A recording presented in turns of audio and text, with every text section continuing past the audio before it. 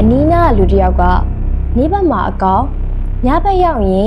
်သွေးအေးအေးနဲ့ရက်ဆက်ကြမ်းကြုတ်တဲ့လူသက်သမားတယောက်ဖြစ်နိုင်ပါတယ်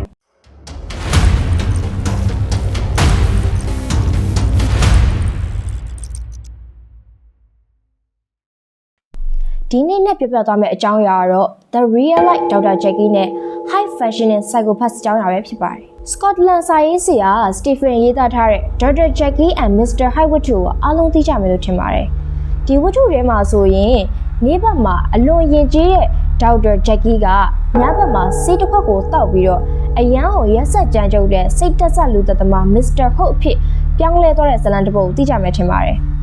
ဒါကိုလူအများစုကဇာတ်လမ်းတစ်ခုအနေနဲ့ပဲသိထားခဲ့ကြတာပါဒါပေမဲ့တကယ်လက်တွေ့မှာတော့ဒီဖြစ်ရဲ့ဒီဝတ္ထုနဲ့လုံးဝဆင်တူနေတဲ့ဇာတ်လမ်းတွေရှိခဲ့ပါတယ်ဒီနေ့မှာတော့လူမှုပတ်ဝန်းကျင်ကြားမှာမျက်နှာဖုံးအထက်ထက်နဲ့လှည့်စားပြီးတော့စိတ်နှခွဘဝကိုဖျက်ဆီးခဲ့ကြတဲ့တကယ်လက်တွေ့ဘဝဒေါက်တာဂျက်ကီနှစ်ယောက်အကြောင်းပြပြပေးသွားမှာမို့ channel လေးကို like and subscribe ပြုလုပ်ရင်းနဲ့ဗီဒီယိုကိုအဆုံးထိကြည့်ရှုပေးကြဖို့ဖိတ်ခေါ်ချင်ပါတယ်အရင်ဆုံးသမိုင်းလေးကတကယ်ဒေါက်တာဂျက်ကီလို့တင်စားရမယ်ဒေဂွန်ဘရိုဒီအကြောင်းပြပြမယ်ဆိုရင်သူကစကော့တလန်နိုင်ငံအီဒင်ဘာ့မြို့ရဲ့မြို့တော်ကောင်စီဝင်တထေးကြီးပြီးရင်တောပြင်ကျွမ်းကျင်သူဖြစ်ပြီးလူတိုင်းကဥညွှတ်ရတဲ့အထိဂုဏ်တည်ရှိတဲ့လူကြီးလူပေါင်းတစ်ဦးပါ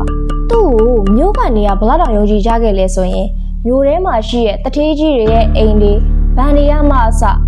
သူ့ကိုတောတက်ဆင်ခိုင်းတာတွေပြုလုပ်ခဲ့ပြီးတော့လုံခြုံရေးကိုစိတ်ချခဲ့တာပါနေ့ဘက်မှာဘရိုဒီကဝေကောင်းစားလာတွေဝတ်ပြီးတော့မြို့ထဲမှာရှိတဲ့စင်ရဲသားတွေကိုကူညီတယ်ဘာသာရေးကိုင်းဆိုင်တဲ့လူတယောက်ဖြစ်နေထိုင်ခဲ့တယ်ဒါပေမဲ့ညဘက်ရောက်တဲ့အချိန်မှာတော့အားလုံးလေးစားအားကိုးရတဲ့ဘရိုဒီကကဘာချောင်းဝါလို့ပြောင်းလဲသွားခဲ့ပါတယ်သူကညဘက်အချိန်မှာအဝတ်အစားအနှဲ့ရောင်တွေကိုဝတ်ဆင်ပြီးတော့လောင်ကစားဝိုင်းတွေမူးယစ်တောက်စားတဲ့စီကိုသွားခဲ့ပါတယ်အဲ့ထက်ပိုဆိုးတာကသူ့နေ့ဘက်အချိန်တွေမှာသူပြင်ပေးခဲ့တဲ့တော့တွေကနေမှတဆင့်ဖျောင်းနဲ့ပုံတူရယူပြီးတော့အဲ့ဒီတထေးတွေရဲ့အိမ်ဒီမှာပါသူကဖောက်ထွင်းမှုတွေကိုပြုလုပ်ခဲ့တာပါသူ့မှာလှုပ်ဝက်အိမ်အောင်တွေအများကြီးရှိနေခဲ့ပြီးတော့အဲ့ဒီအရာကိုလှုပ်ဝက်နိုင်ဖို့အတွက်ငွေကြီးအမြောက်အများကိုလိုအပ်လို့ဒီကိစ္စတွေကိုသူကျွလွန်ခဲ့တာပါနေ့ဘက်မှာတော့ဥပဒေကိုဒါလိုက်နာလေးစားတဲ့သူအဖြစ်နဲ့နေထိုင်ခဲ့ပြီးတော့ညဘက်မှာတော့တိတ်တိတ်ဆိတ်ဥပဒေကိုချိုးဖောက်နေခဲ့တာပါကိုယ့်ရဲ့ပတ်ဝန်းကျင်မှာရောဒီလိုလူတွေရှိနေနိုင်တယ်လို့မထင်ဘူးလားနောက်တစ်ခုအနေနဲ့ကတော့ The Real Academic Monster ပါတကယ်တော့ခေတ်သစ်သမိုင်းမှာဒေါက်တာဂျက်ကီလိုမျိုးဆရာဝန်မျက်နှာဖုံးတက်ထားတဲ့စိတ်သက်ဆက်လူသက်သမားအများကြီးရှိနေခဲ့ပါတယ်ဒါပေမဲ့ဒီထဲမှာမှလုံးဝဒေါက်တာဂျက်ကီနဲ့တိုက်ဆိုင်တဲ့လူတစ်ယောက်ရှိခဲ့ပါတယ်ယူဂျင်ရှန်ထရယ်ဆိုလူတစ်ယောက်အကြောင်းပါရှန်ထရယ်ကနေကင်းဘက်မှာတော့ကျောင်းသားတိုင်းလေးစားအားကိုးရတဲ့တက္ကသိုလ်ဆရာတစ်ယောက်အနေနဲ့ရှိနေခဲ့ပြီးတော့အိမ်မှာတော့မိန်းမကိုညှဉ်းပန်းနှိပ်စက်တဲ့လူတစ်ယောက်ဖြစ်နေခဲ့တာပါနောက်ဆုံးမှာတော့ရှန်ထရယ်ကမိန်းမဖြစ်သူရဲ့အာမခံငွေတွေကိုမှတ်တဲ့အတွက်ကြောင့်မိန်းမကိုအစိတ်ခတ်တပ်ဖြတ်ခဲ့တဲ့လူတစ်ဦးဖြစ်နေခဲ့ပါတယ်ဒီနေရာမှာမေးစရာရှိတာကဒီလိုအသိဉာဏ်မြင့်မားတဲ့ပညာရှိတွေဆရာဝန်တွေကဘာလို့ဒီလိုစိတ်သက်သာဆန်တဲ့အပြုအမူတွေကိုကျူးလွန်ကြရလဲစိတ်ပညာရှင်တွေလေ့လာတွေ့ရှိချက်အရပြောရမယ်ဆိုရင်သူတို့က psychopath သမားတွေဖြစ်ပြီးတော့လူမှုပတ်ဝန်းကျင်ရဲ့စီကန်းတွေကိုလှောင်ပြောင်ကျင်ကြတဲ့သူတွေပါသူတို့ကငါကအញ្ញံအကောင်းဆုံးပဲငါကအတော်ဆုံးအကြီးမြတ်ဆုံးဆိုတဲ့စိတ်ကိုငကိုဆွဲလန်းမှုနဲ့အတူလူတွေကိုတက်ဖြတ်တာတွေဒါမှမဟုတ်ဒုက္ခပေးတာတွေကိုတက်မှတ်ကြပြီးတော့သူ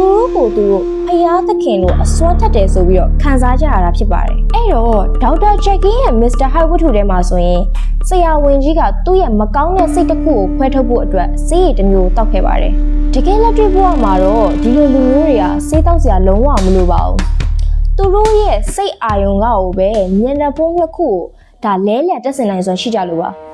ဒါကိုစိတ်ပညာရပြောရမယ်ဆိုရင် Dissociative Identity Disorder DID ဒါမှမဟုတ် Antisocial Personality Disorder ASPD လို့ခေါ်ဆိုနိုင်တဲ့စိတ်ပိုင်းဆိုင်ရာထူးခြားချက်တွေနဲ့ဆက်ဆက်နေတတ်ပါတယ်။နေ့ဘက်မှာတော့သူတို့ကအလွန်ကျင်နာတတ်တဲ့ဖခင်တဦးဒါမှမဟုတ်ဆရာဝန်တဦးအနေနဲ့ပြုမှုနေထိုင်တတ်ကြပြီးတော့သူတို့ရဲ့ alter ego ထွက်လာတဲ့အခါမှာတစ်ဖက်ကိုမညာတာတတ်တဲ့သားရဲတကောင်လူမျိုးပြုတ်တတ်ကြပါတယ်စိတ်ဝင်စားစရာအချက်ကဒီလိုလူတွေကိုရဲတွေကလုံးဝကိုဖမ်းမိဖို့ခက်ခဲတာပဲဖြစ်ပါတယ်ဘာလို့လဲဆိုတော့ရဲတွေဖမ်းဆီးစစ်ဆေးတဲ့အခါမှာဒီလိုအထက်ပုဂ္ဂိုလ်တွေလေးစားရတဲ့သူတွေလုံးဝတန်တရားမဝင်လို့ပဲဖြစ်ပါတယ်ဒါကတော့တကယ်လက်တွေ့ဘဝမှာမျက်နှာဖုံးနှစ်ခုနဲ့အသက်ရှင်နေထိုင်သွားခဲ့တဲ့ဒေါက်တာဂျက်ကီရဲ့ဖြစ်ရပဲဖြစ်ပါတယ်ဗီဒီယိုကြည့်ရှုနေကြတဲ့သူတွေကိုလည်းမေးခွန်းတစ်ခုမေးချင်ပါတယ်အခုကိုဘေးနားမှာရှိတဲ့လူကိုယုံကြည်အားထားရတဲ့လူတစ်ယောက်က ကိုယ့်ရဲ့နောက်ွယ်မှာစိတ်နဲ့ခွသမားတယောက်ဖြစ်နေနိုင်မယ်ဆိုရင်ရော